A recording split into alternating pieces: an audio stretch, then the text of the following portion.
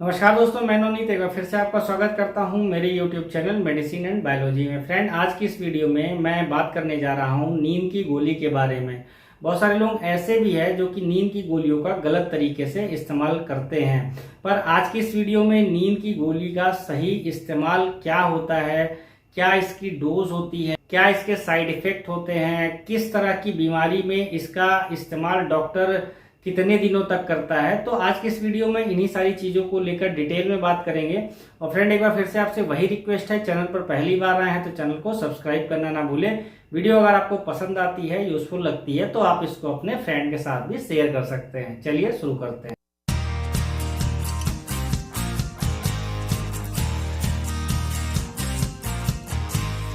मैं यहाँ पर एक एग्जाम्पल के थ्रू आपको समझाता हूँ। मार्केट में एटिवान नाम की एक मेडिसिन आती है और इसके अंदर लोराजिपाम पाया जाता है। तो ये भी एक नींद की गोली है और इस मेडिसिन को फाइजर नाम की एक कंपनी बनाती है। इस मेडिसिन की अगर एक स्ट्रिप की बात करें तो इसके एक स्ट्रिप में 30 टैबलेट पाई जाती है। और आप सभी को मैं ये चीज बता देना चाहता हूँ कि एटिवान नाम की चाहे मेडिसिन हो या मार्केट में जितनी भी नींद की गोलियां आती हैं वो प्रेस्क्रिप्शन मेडिसिन होती है। बिना डॉक्टर की सलाह के आप इसको परचेज नहीं कर सकते। ऑनलाइन तो वो ऐसे भी आपको नहीं मिलेगी, उसके लिए आपको प्रेस्क्रिप्शन अपलोड करना पड़ेगा।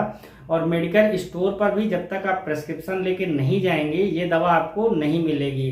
पर कुछ जगह पर बहुत सारे लोग कुछ सेटिंग करके इस दवा का इस्तेमाल कर लेते हैं और खासकर कुछ लोग ऐसे होते हैं जो कि इसके एडिक्ट हो जाते हैं। यानी शुरू में किसी बीमारी को ठीक करने के लिए डॉक्टर इस गोली को उस इंसान को लिखते हैं, लेकिन बाद में वो खुद ही इसका इस्तेमाल करने लगते हैं और इसके बगैर उनको नींद नहीं आती, उनको बेचैनी लगी रहती। तो इसीलिए हमेशा ये कहा जाता है कि इस दवा का इस्तेमाल हमेशा डॉक्टर की देखरेख में ही करें।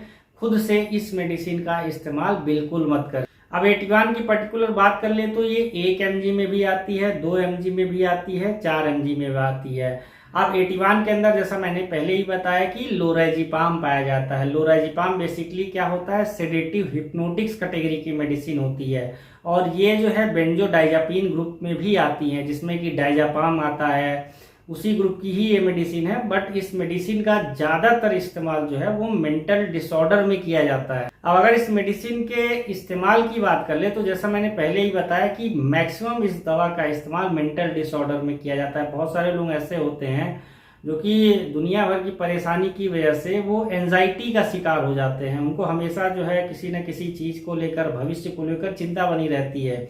तो ऐसे लोगों पर भी इस दवा का इस्तेमाल किया जाता है। इसके अलावा इंसोम्निया की प्रॉब्लम बहुत सारे लोगों को होती है। उनको रात में नींद ही नहीं आती, वो बिस्तर पर लेटे रहते हैं, सोचते रहते हैं, बट नींद नहीं आती। तो ऐसे लोगों पर भी जब इस मेडिसिन का इस्तेमाल किया जाता है तो उनको अच्छी नींद आती है और उनका जो मेंटल हेल्थ है वो भी इम्प्रूव होता है। इसके अलावा एक्टिव सीजर्स में भी इसका इस्तेमाल किया जाता है। यानी कि बहुत सारे लोग ऐसे हैं जिनको कि झटके आते हैं मिर्गी के, वहां पर भी डॉक्टर जो है और सारी मेडिसिन के साथ में इसका इस्तेमाल करते हैं। बहुत सारे लोगों को नींद नहीं आती है तो वहां पर भी इस दवा का इस्तेमाल किया जाता है। इसके अलावा इस दवा का एक और बहुत ज्यादा इस्तेमाल किया जाता है, वो है अल्कोहल विड्रॉल सिम्टम्स में। अब ये अल्कोहल विड्रॉल सिम्टम्स का मतलब ये होता है कि बहुत सारे लोग ऐसे होते हैं जो कि शराब छोड़ना चाहते हैं। तो जब वो शराब छोड़ रहे होते हैं तो उनको अजीब सी बेचैनी होती है, घबराहट होती है, वो चिड़चिड़ाहट का शिकार होते हैं, उनको नींद नहीं आती। तो ऐसे लोगों को भी और सारी मेडिसिन के साथ में ये मेडिसिन दी जाती है जिससे कि उनको इस तरह की कोई भी प्रॉब्लम ना हो। ये जो मेडिसिन होती है बेसिकली ये सीएनएस एक्टिंग मेडिसिन होती है, यानी ये आपकी दिमाग पे काम करती है। और जिन लोगों को बेचैनी, घबराहट, नींद नहीं आती, अल्कोहल विड्रॉल सिम्टम्स आ रहे हैं, उनको हमेशा टेंशन रहती है, यानी मेंटल जितने भी प्रॉब्लम्स होती है, उन लोगों को और दवाओं के साथ में ये मेडिसिन डॉक्टर द्वारा दी जाती है। इस मेडिसिन का इस्तेमाल, जैसा मैं बार बार कह रहा हूँ, डॉक्टर की देखरेख में ही करना चाहिए, क्योंकि ये मेडिसिन हैबिट फॉर्मिंग मेडिसिन भी होती है। यानी डॉक्टर ने एक बार तो लिख दिया किसी पेशेंट को इसको लेने के लिए, लेकिन ये पेशेंट क्या करता है, बाद में खुद से ही ये मेडिसिन खरीदने शुरू कर देता है और इसके बगैर उसको कभी भी नींद नहीं आती, उसको हमेशा घबराहट होती रहती है। अब किन लोगों को इस मेडिसिन का इस्तेमाल नहीं करना चाहिए, तो जिन लोगों को नैरो एंगल ग्लूकोमा की प्रॉब्लम है, जो लैक्टेटिंग मदर है, जो प्रेग्नेंट वुमेन है, जिन लोगों को लीवर और किडनी की प्रॉब्लम है, ऐसे किसी भी इंसान को बिना डॉक्टर की सलाह के इस मेडिसिन का इस्तेमाल नहीं करना है। अब बात कर लेते हैं इसके डोज की।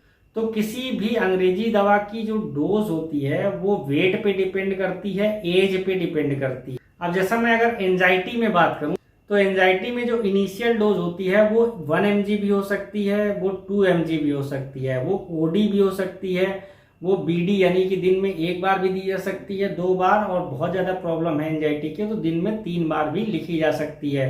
इसीलिए मैंने पहले ही बोला कि ये डिपेंड करता है कि पेशेंट की एज क्या है, पेशेंट का वेट कितना। इसके अलावा जिन लोगों को इंसोम्निया की प्रॉब्लम है, उनको रात में नींद नहीं आती है, वो इधर उधर पलटते रहते हैं, तो उनको रात में सोने के पहले 1 गोली इसकी लेनी होती है। वो हो सकता हो 1 mg की गोली हो या 2 mg की गोली हो। इससे उनको अच्छी नींद आती है, वो फ्रेश फील करते हैं और उनका मेंटल हेल्थ इंप्रूव होता है।